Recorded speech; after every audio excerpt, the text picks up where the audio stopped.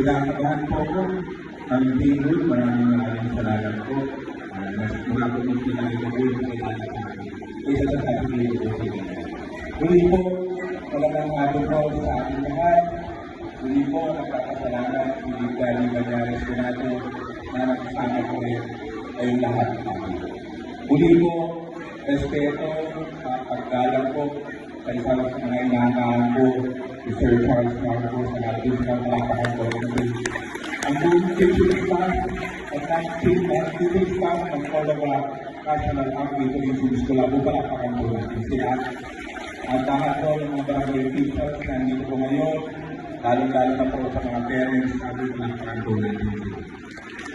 Sa pagtingin ko sa inyong mga suot at sa inyong mga naging, hindi lamang magandaan ang ating nakikita, kundi ang pag-asa ng ating bayan.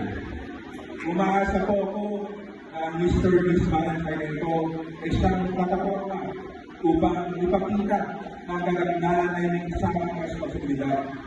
Ang responsibilidad na mahalin ang ating bayan at ipagmalaki ang yaman ng Cordova National Agri-Tourism School. Ang yaman ng Cordova National Agri-Tourism School ay naramdaman ko ang nagsisimula po ako magpakilala dito sa Western ng Bulungan. Hindi po, tingin sa kakalan nyo, sinabi ko kanina naman na nagsimula ko sa Bignati sa Barangay Apo.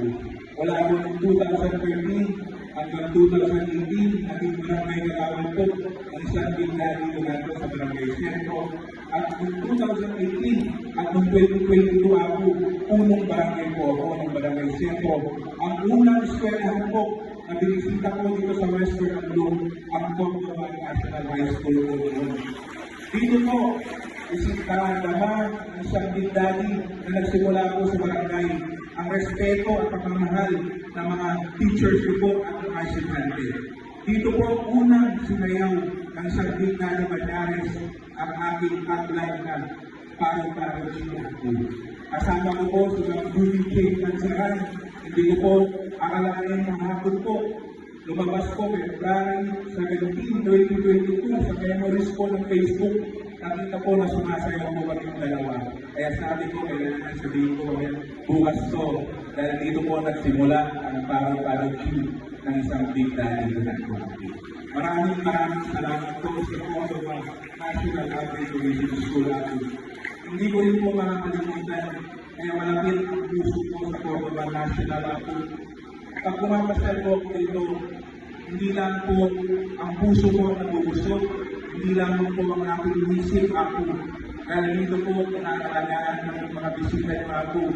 Pag andito na po kami ng 10 o'clock, matatapos kami ng Mayor Emilio Reyes Rendon, si Vice Mayor Edward Antonio, kasama po ang buong servisyo kay puso.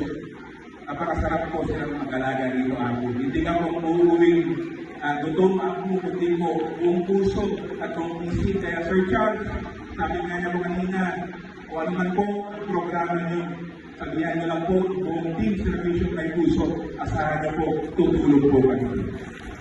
Tandaan po niyo na ang tunay na panalo ay nasa puso natin na hanggang likod ng tapat sa kapwa. Huwag kayong matakot, matanghag na malalaking pangarap para sa ating eskwelahan. Dahil katawag ninyo ako at ang ating lokal na kabahaan sa pag-abot ng mga ito.